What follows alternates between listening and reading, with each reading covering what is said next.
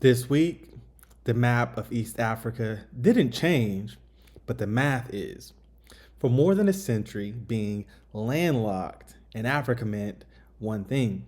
You paid a permanent tax to someone else's roads, ports, and fuel bills. Burundi, Eastern Congo, Western Tanzania, all of them tapped inside a logistics prison built during colonial rule and maintained by trucking cartels ever since. But in January 2026, that prison cracked because the Tanzania Burundi standard gauge railway just moved from blueprint to steel. A $2.1 billion electrified corridor is now being built between Uvinza, Tanzania, and Musongati, Burundi, anchored by a $696 million financing package finalized with the African Developmental Bank. This isn't just a railway, it's a system reset. It cuts cargo time from 4 days to just under one. It slashes transport costs by more than 60%, and it ends the hostage economy of diesel trucks, border bribes, and road monopolies. Sovereignty isn't just a flag, it's the ability to move your own wealth. And remember, this channel exists for Africa First stories the Western media ignores. We don't chase the headlines, we chase the truth. And by the end of this video, you'll understand why Tanzania's electric rail is dismantling the colonial trucking system, and why the Central Corridor is becoming Africa's new trade spine. Symbolic cementing marked what Tanzania and Burundi are calling a historic project, a 300-kilometer railway line linking the two neighbors. Nearly 80% of Burundi's trade moves through Tanzania's port of Dar es Salaam. Once complete, the line is expected to carry up to 3 million tons of Burundian minerals every year. On the 28th of January 2022, our two governments agreed to build the rail between Uvinza to Msongati for the purpose of connecting a nickel mine located here in Msongati with the port of Dar es Salaam in Tanzania, which handles much of the region's cargo. Burundian President Evariste Ndayishimiye calls the project a dream come true. Built with Chinese expertise, it's expected to be completed by 2030.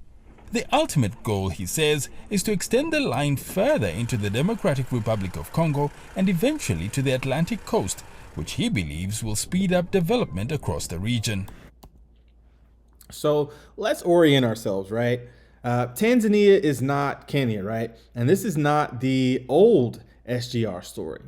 So Tanzania's railway was built backwards on purpose, from industry to port, not the other way around. So by 2024, Dar es Salaam to Dodoma was already electrified.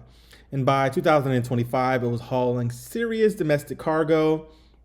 Now comes the Western push, right? So from Uvinza, Tanzania to Musongati, Burundi, financed again by the $696 million African Developmental Bank package. This corridor does one thing that colonial roads never did, right? It moves African wealth directly to African ports without foreign trucking cartels eating half of it along the way, right?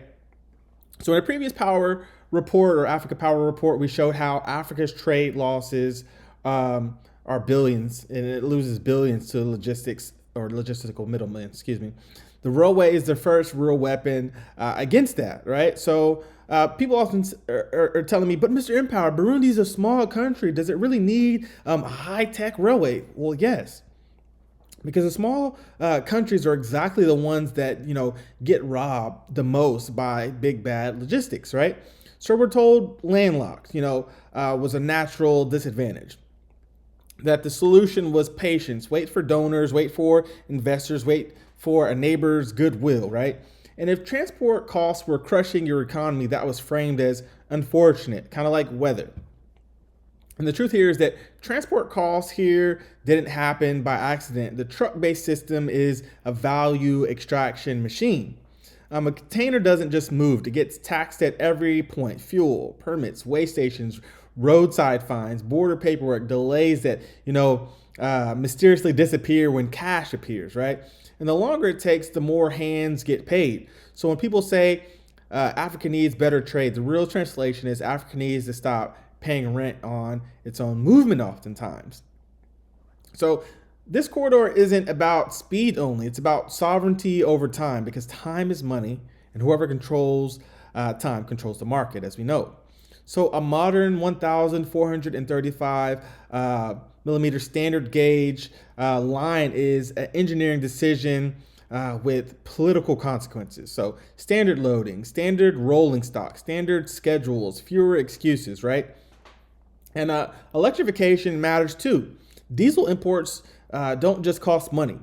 They drained foreign currency and exposed the whole region to global price shocks. So rails replace that volatility with predictability.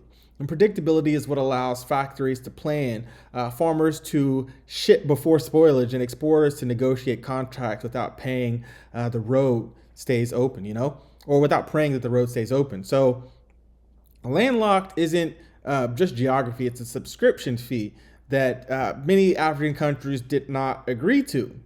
So let's look at the consequences, right? Let's talk about what changes on the ground, not just in press releases. So first ripple, Burundi's nickel and the EV supply chain. So Musongati is not just a mine. It's a strategic lever in a world racing for battery minerals, as we know. And without reliable transport, minerals move slowly, unofficially, and underpriced. With rail, Burundi can ship at scale, on schedule, and negotiate from a position of strength, because buyers respect two things: volume and timing. So secondly, Tanzania becomes a regional trade governor. When you connect inland production to the port of Dar es Salaam with reliable rail, you don't just move cargo, you set the rhythm of regional commerce. Ports aren't neutral, right? The corridor that feeds the port determines who gets priority, who gets price advantages, and who gets locked out.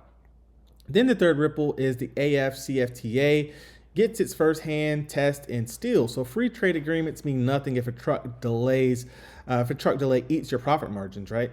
So railways turn integration into something measurable, such as lower cost units, faster turnaround, fewer spoilage losses for agriculture, and more predictable export cycles for manufacturers.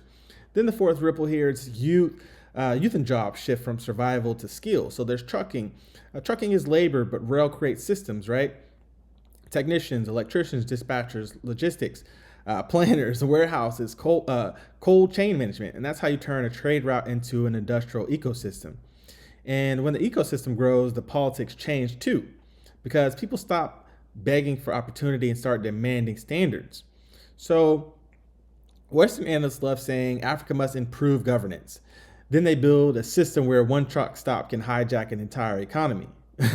So now Africa improves governance by removing the stop, right? So now let's watch what happens next, such as the corridor logic, right? So because rail is never just rail, it attracts these warehouses, dry ports, industrial parks, processing zones, and new border rules. And once the spine is built, everyone fights to control the organs. So the big question is the Eastern DRC extension, right? If future links push towards Kindu and deeper into the mineral regions, you'll see a quiet rerouting of strategic exports away from the Atlantic and toward the Indian Ocean. That doesn't just change shipping routes, it changes bargaining power with buyers, and it also changes political pressure, because when minerals can move in multiple directions, no single gatekeeper can squeeze the country without consequences. Now, expect the pushback to get sophisticated, not tanks, we'll say for now, but a lot of paperwork. Delays in approvals, sudden risk concerns, new conditions in financing, new demands for control over operations, insurance, and arbitration. And in a previous Africa Power report, we talked about how power hides inside of technicalities. And this is where you'll see it again. So one emotional truth that I'll leave you guys with is a country is only small when its movement is controlled by someone else. So, mashallah, that's your African Insight for today. Please don't forget to like, comment, and subscribe, because I'm Mr. EmpowerTV. We don't chase the headlines, we chase the truth behind them. This is Mr. Empower, and I'll see you in the next video. Peace.